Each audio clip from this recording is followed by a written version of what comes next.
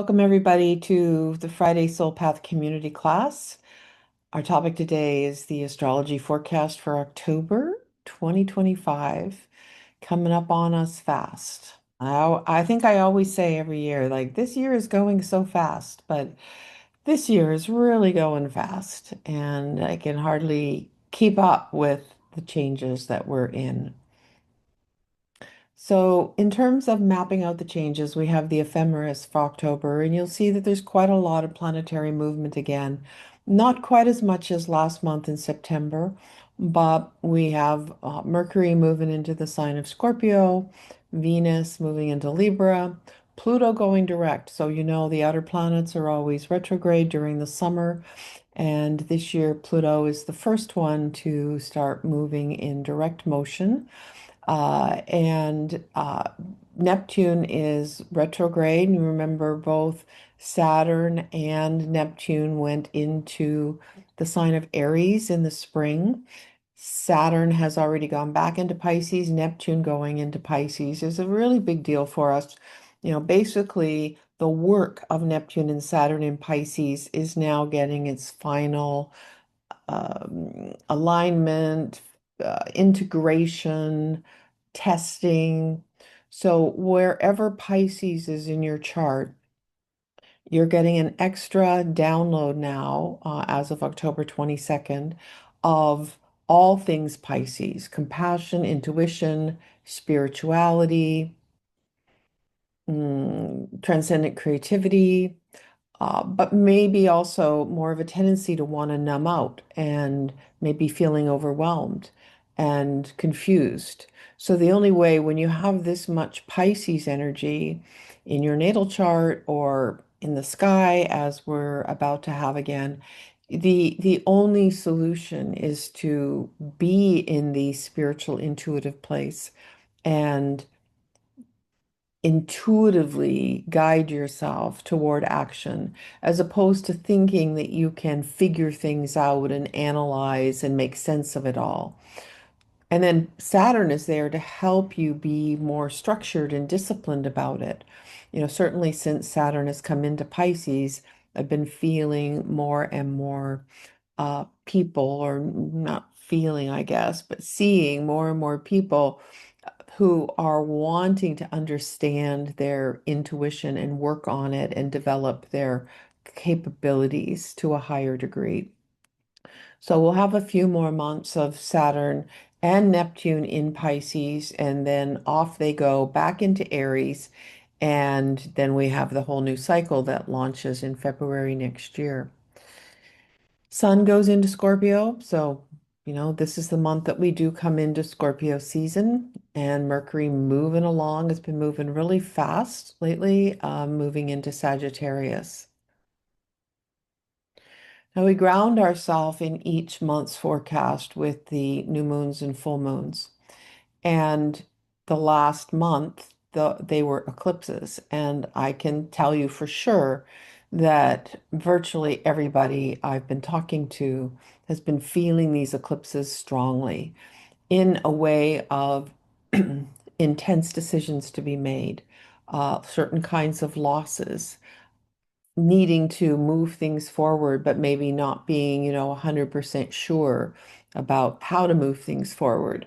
So one of the things about the solar eclipse that just happened last Sunday is that it was a very long eclipse. It was about 12 minutes, and that means that the eclipse energy lasts for about 12 months, as well as the fact that normally eclipses also take 3 to 6 months to mature, to ripen. There will be maybe something that happens at an eclipse. 3 months later, there's a crossing, there's a choice, there's the the agitation about it. And then 3 months after that, when we're in matching eclipse time, then that's often when we move things forward. Now, in matching eclipse time to these eclipses, we have no more solar eclipses coming in Virgo Pisces. The eclipses are actually slowly starting to move now into the next sign pair, which is going to be Aquarius and Leo, because the nodes move backwards. So we still have some lunar eclipses in the Virgo Pisces pair, but this last one at 29 degrees of Virgo, a very strong integration point, an anaretic degree, means that wherever that is in your chart, wherever Virgo is, wherever that last degree of Virgo is, then this is an area for you to focus on. What do you know about Virgo in your life? What do you know about being humble and devoted and solving problems, being somebody who can be relied upon to be responsible and discerning? And in that part of your chart, in that area of life, you may be launching a new start over the next 6 to 12 months. And you might not know, again, all that Pisces is in the sky too, so you might not have total clarity about it.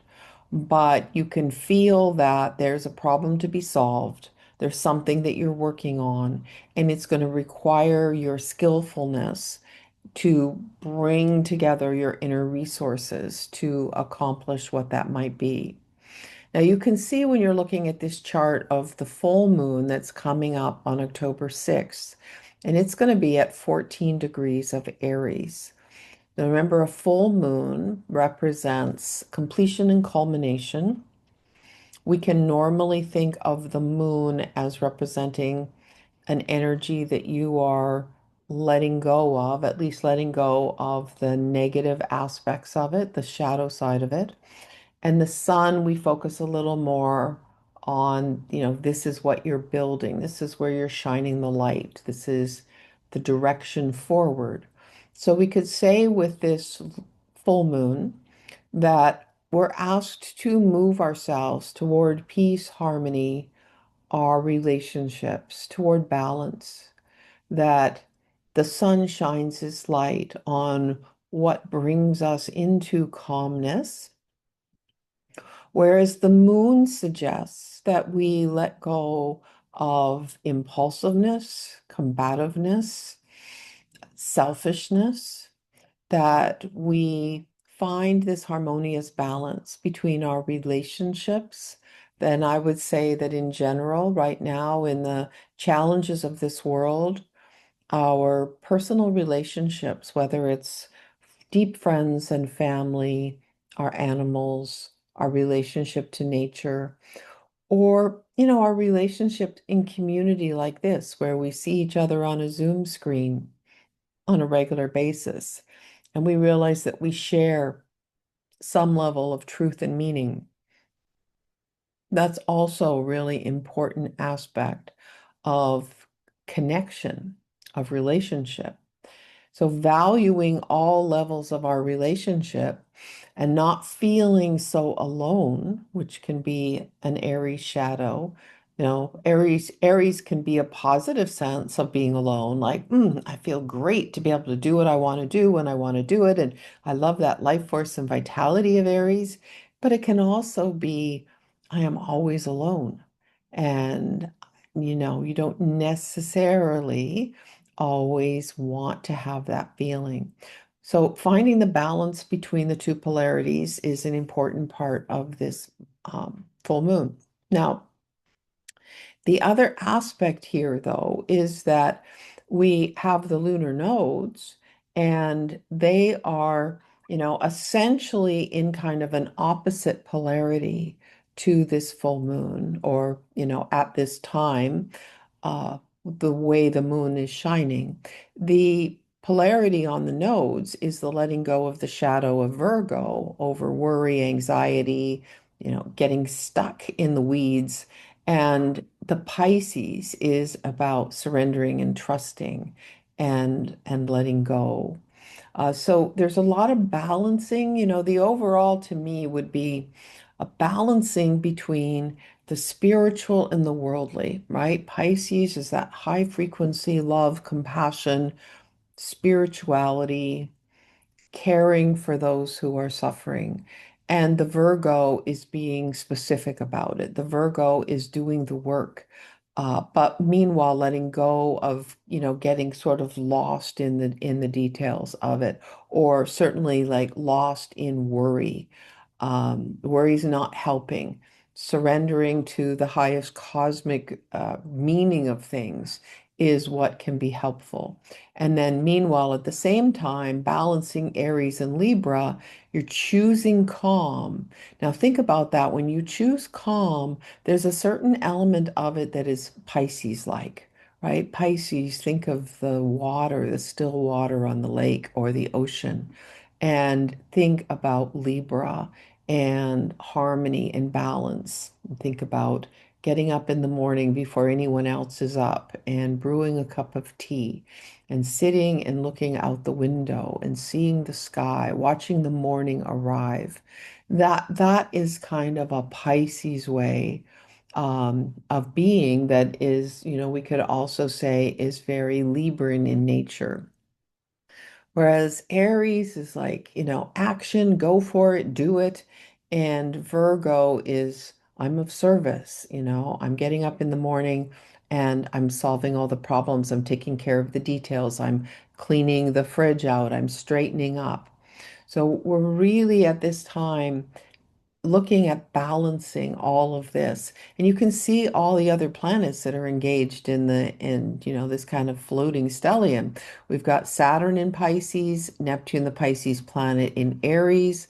As we know, the 22nd going to go back into Pisces also, and Chiron in Aries, and Chiron giving us the message that even though we feel we don't have the courage and bravery to do what we want, it is there and we can do it.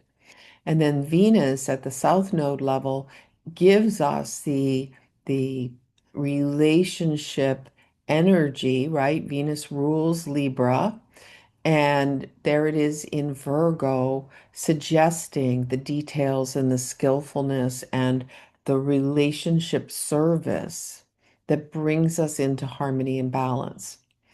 Now, one thing that I want to say in general is that September, I think, was one of the hardest months between the eclipses and all of the changes, planetary changes of sign. It was pretty intense. Overall, I don't feel October is as hard, but we have a lot of stabilization to do. So still give yourself lots of care and attention. And we have Jupiter in Cancer. It's coming toward the highest degree it will get to before it goes retrograde. It's about 25 before it goes back. But we think of Jupiter as telling us or mm, instigating within us what is the meaning of life for us? What do we value? What drives us internally? It might be a religion, it could be philosophical, it could be very personal, it could be global. But for this year, from June this year to June next year, Jupiter in Cancer suggests that home, family, healing, divine goddess. This is what might come in. This is what might inspire us and support us on this leg of the journey. And at the point that we're having this full moon, we can see that uh, uh, uh, we can see that it is in a sextile trine to the Saturn Venus opposition that is very close to the nodes. And I would say I would call it a trine sextile to the nodes themselves. When a planet is in trine sextile to the nodes, it indicates that it can move us to our destiny or it can support us in our folly, so to speak. It can support us in the shadow side of the south node. So we have to be very mindful of Jupiter. So we have to look at how can this belief in healing, nurturing home and family energies, how can that support us in surrendering and trusting, in being in Pisces, being unconditional, having compassion? How can it support us in Saturn and also Saturn and Neptune, because Neptune's almost there in Pisces? How can it support us to be building this new framework within our life that is steeped in Piscean values, that's steeped in compassion and intuition and truest levels of spirituality. And how can we be sure that it's not causing us to get stuck in the Virgo, where we're just doing, giving, burning out because we don't see our own power and we're endlessly serving others? So hold that question in your mind and consider that in your meditations this month. Now, we see by the time of the full moon on October 6th that Mercury has moved into Scorpio. Mars is already in Scorpio. It just went there days ago. So we have this strong movement toward depth, intensity, honesty, and transformation, seeing what is toxic and having the strength to look at it fiercely and to change it, to move in a different direction. And with Mercury, to talk about it, to think about it. So I'm expecting as we come into October that a lot of the challenges and problems we see in the world, we're going to move into a deeper conversation about them. And you can see that the Mercury, especially when it's in that, early degree, so at the time of the full moon, Mercury is in a square to Pluto and a quincunx, another hard aspect to Uranus. Now, they are both still retrograde, but they are trine with each other. And this is something I've been thinking about, and I'm probably going to write about it a little bit in Substack. I've been thinking about the fact that the solar eclipse in Virgo, 29 degrees, is in some way a launching point for the trine of Pluto and Uranus. Now, hold on to this thought for a moment. Pluto and Uranus, they're in trine. To me, what that means, this is the place where I have a little hope for the world, because when I read the news, I don't have hope for the world. But when I look at Pluto and Uranus in air signs in trine, I feel like what's happening is we are coming to the fruition of what got birthed in the 60s when they were together. So Pluto and Uranus were both in Virgo in the 60s, and anybody who's Gen X has Pluto in Virgo, and many have Uranus in Virgo.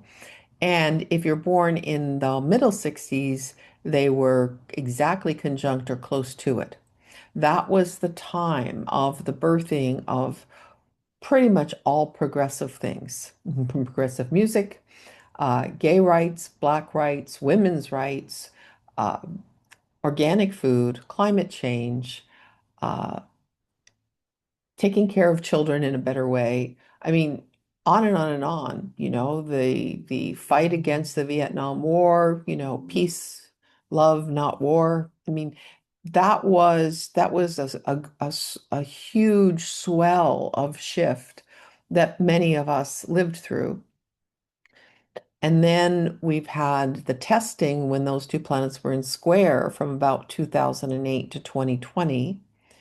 And those issues came up big time in our cultures. And now that they are in trine with each other, philosophically, technically, we are supposed to be manifesting in an easeful way the fruits of that labor.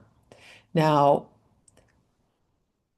with that solar eclipse, that's a launching point where what doesn't work should be ended, and what is meant to go forward are in the vibration of Virgo, which is problem solving, skillful, devoted problem solving. That solar eclipse may be a major turning point connected to how Pluto and Uranus can now finally start to move together and there be real conversation, Gemini, and real fast changes, Aquarius, And of course, they're in this triangular formation with Saturn and Neptune that also portend at their highest levels to something better happening.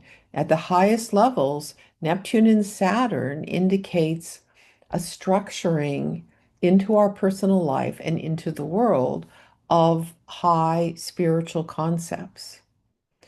So right now we're not seeing a lot of this. We're seeing the shadow be exposed. We're seeing the truth of what has been somewhat hidden.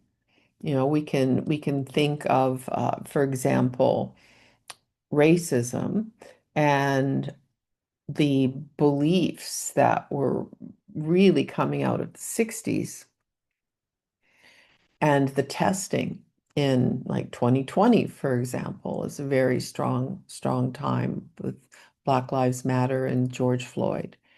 And we we are now at this place to truly make a difference, to truly start to change some of the patterns because we're seeing uh, the underlying shadow, the toxicity of what is underneath the philosophies that have been um, affecting, I'm trying to think of the right word for this, the philosophies that have been affecting our world the shadow of it is being exposed. This comes to thinking about Saturn, Jupiter, and their alignment in Aquarius at the end of 2020. Right now, you can see that they are in trine also, and trine in the caring, healing sign of Cancer and the high spiritual, compassionate sign of Pisces. So we have this potential baked in, and wherever all of these planets are, in your chart, this is where you personally are being activated to see what you're completing, what you're maybe standing on the plateau and saying, yes, I've done pretty well so far, but the next step is coming. And the next step, of course, comes with the new moon. And the new moon at 28 degrees Libra is all about harmony, balance, peace, justice, and your relationship skills. And you can see that I have placed stronger lines in the middle of the circle so that you absolutely can see that this new moon is the apex of a yod. Now, yod is considered a finger of God, and a yod formation is a triangle where two quincunxes go to the apex planet, or planets in this case, and the two planets at the bottom of the triangle are in sextile with each other. So sextile is a flowing connection. It's a good connection fundamentally. It's a little faster and more excitable than a trine. But basically, the bottom planets talk to each other. They integrate with each other. So Uranus in Gemini, waking up to conversation, waking up to new ideas and new thoughts. And Saturn, Neptune at the other corner, the structuring and stabilizing of ideas steeped in compassion and oneness. And together, they find their midpoint, which is amazingly close to Chiron and Aries, where we find the courage and bravery to fight for what's true. And then, what is this new moon? Peace, harmony, justice, balance. So this is a very potent new moon, and wherever it is in your chart, you can look toward some kind of new start that draws into it this whole bottom part of the triangle. Uranus in Gemini does not speak to the new moon very easily. They're different. When you're talking about this intense Libran aspect of harmony, peace, and balance, And then Uranus, which is always, excitable and intense and shocking and radical. That's not Libran. And Saturn, Neptune of high frequency. Right now we're experiencing a lot of this is all the lies and manipulation. You look at your social media feed and you don't know if something is a deep fake or real or, it's so hard to know what's truth. But there are certain spiritual truths that we recognize, and building those spiritual truths into our lives is what we're asked to do with this particular lineup and this new moon, and basically to choose peace, to choose harmony. And we have Venus in Libra also supporting that cause. And we have Mercury and Saturn at 20 degrees Scorpio, very close, suggesting deep, intense, transformative conversation that moves things forward. Mars, the Aries planet, operating in Scorpio where it has a lot of power. If it can't be in Aries, it wants to be in Scorpio, the second sign it rules. So think about this in terms of what you are launching, because you see this green triangle at the same time as this Yod new moon. We have the grand trine in water between Mars, Mercury, Saturn, and we'll call in the Neptune energy, even though it's out of sign, but that's close enough, and Jupiter. So the meaning of life connected to the foundational structure and the building of what you're building slowly but surely in this life, and Mars, Mercury, seeing it, speaking it, transforming, going for it. This is a huge launching period. If you've been feeling like there's change going on in your life, but you don't really know what it is, I'm going to say by the end of October, you are going to know what it is. You're going to have your marching orders. You're going to know what the direction is, what thing it is you're to do. Some of you, this is going to be something in your business life. You're going to launch a new program. You're going to put up a new website. You're going to do a different kind of social media. Some of you, this is just going to be the way you're operating in your personal life, your relationships with family and partners and best friends. There will be changes that start to come into play after this new moon that have been simmering and you're feeling right now. So how to handle right now?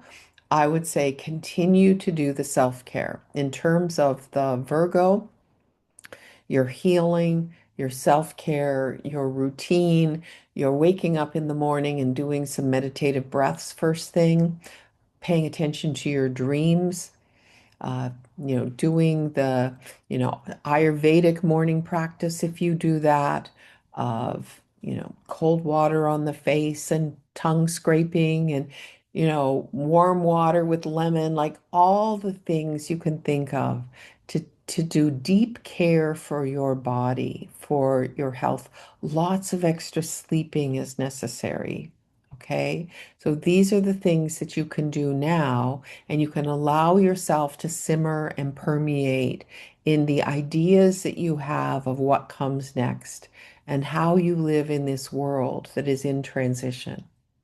Because if I know one thing, I know that the shadow or the underbelly of this world is being exposed, and a lot of systems are being broken down. And no matter which side you're on politically, there's going to be some of your favorite systems that collapse and break down. Basically, what we're getting to is truth. And underneath it all, it is time for us to build a new world. So we have to work on building the new world while the old world crashes and we sort of feel like we're in the rubble. It's really hard. It takes the courage. It takes Chiron and Aries, courage and bravery. It's going to take more courage and bravery as Saturn and Neptune go into Aries next year and launch this very long cycle between them. It's going to take radical new ideas that we embrace and we start to see the benefit in living in a very different way. Things that made sense 20 years ago, 30 years ago, 50 years ago, they're just not going to make sense. The level of change we're coming into is really, really huge. And connecting with each other and staying connected to who we are spiritually and staying connected to the heart, this is what will help us get through this time. So that's that's the end of the lecture portion of this show.